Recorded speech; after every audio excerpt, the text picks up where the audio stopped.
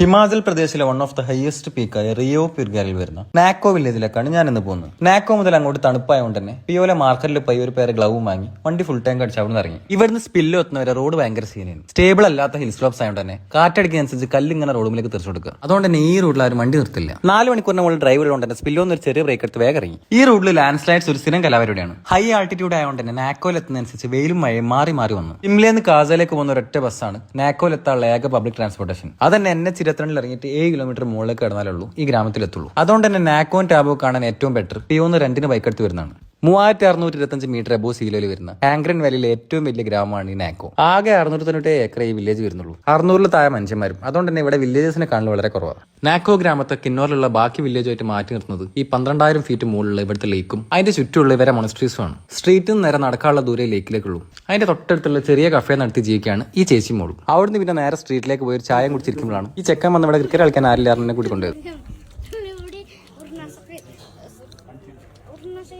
അവിടുന്ന് കുറച്ചേരം ഓരോപ്പരം കളിച്ചതിന് ശേഷം നേരെ ടാബോ പിടിക്കാനുള്ള പരിപാടി വെക്കി. ഇവിടെ ഏകദേശം 1.5 മണിക്കൂറിന്റെ ടാബോയിലേക്ക്. അപ്പൊ ശരി.